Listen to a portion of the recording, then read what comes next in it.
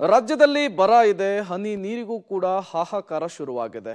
ಈ ಸಂದರ್ಭದಲ್ಲಿಯೇ ಬೆಂಗಳೂರಿನ ಜನರಿಗೆ ಕುಡಿಯುವ ನೀರಿನ ವಿಚಾರಕ್ಕೆ ಶಾಕಿಂಗ್ ನ್ಯೂಸ್ ಒಂದು ಲಭ್ಯವಾಗಿದೆ. ಏನದು?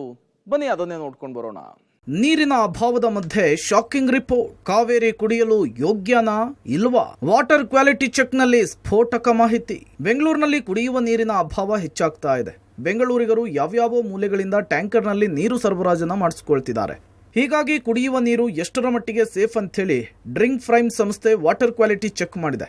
ಸರ್ಜಾಪುರ, HSR ಲೇಔಟ್ ಸೇರಿದಂತೆ ಅನೇಕ ಕಡೆ ವಾಟರ್ ಕ್ವಾಲಿಟಿ ಚೆಕ್ ಮಾಡಿದ್ದು ನೀರು ಕಲುಷಿತ ಆಗಿರೋದು ಕನ್ಫರ್ಮ್ ಆಗಿದೆ.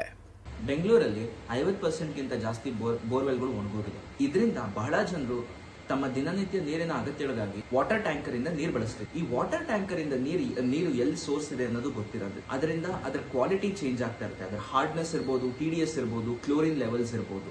ನೀರಿನ ಕೊರತೆ ಜಾಸ್ತಿ ಇರ್ಬೋದು ಬೆಂಗಳೂರಲ್ಲಿ, ಆದ್ರೆ ಶುದ್ಧ ನೀರು ಉಪಯೋಗಿಸೋದು ತುಂಬಾ ಮುಖ್ಯವಾಗುತ್ತದೆ. ನಮ್ಮ ಆರೋಗ್ಯಕ್ಕಿರ್ಬೋದು, ಚರ್ಮಕ್ಕಿರ್ಬೋದು, ಕೂದಲಿಗಿರ್ಬೋದು.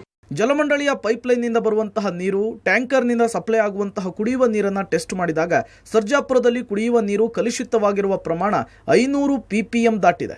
ಇನ್ನು HSR ಲೇಔಟ್ನಲ್ಲಿ 557 ಪ್ರಮಾಣ ದಾಟಿದೆ. ಟೋಟಲ್ ರಿಸರ್ವ್ ಸೊಲ್ಯೂಷನ್ 50ರಿಂದ 150 ಇದ್ರೆ ಕುಡಿಲಿಕ್ಕೆ ನೀರು ಯೋಗ್ಯವಾಗಿದೆ ಅಂತ ಅರ್ಥ.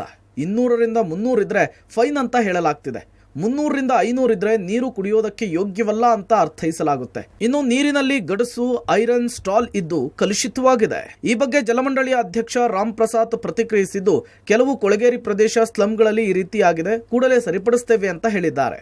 ಕೊಳಚೆ ಪ್ರದೇಶಗಳಲ್ಲಿ ಅವರಿಗೆ ಸರಿಯಾದ ರೀತಿಯಲ್ಲಿ sewer line, strong water drain, water pipe line ಎಲ್ಲದಕ್ಕೂ ಹೋಗೋದಕ್ಕೆ ಬಹಳ ಚಿಕ್ಕ ದಾರಿ ಇದೆ. ಹಾಗಾಗಿ ಕೆಲವೊಂದು ಕಡೆಗಳು ಸಮಸ್ಯೆಗಳು ಕಂಡು ಬರ್ತಾ ಇತ್ತು. ನಾವು ಎಲ್ಲೆಲ್ಲಿ ಸಮಸ್ಯೆಗಳು ಕಂಡು ಬರ್ತಾ ಅಲ್ಲಿ ಬದಲಾವಣೆ ಮಾಡ್ತಾ ಇದೀವಿ. ಸೊ ಯಾವುದೇ ಗುಣಮಟ್ಟದ ಇಶ್ಯೂಸ್ ಇಲ್ಲ.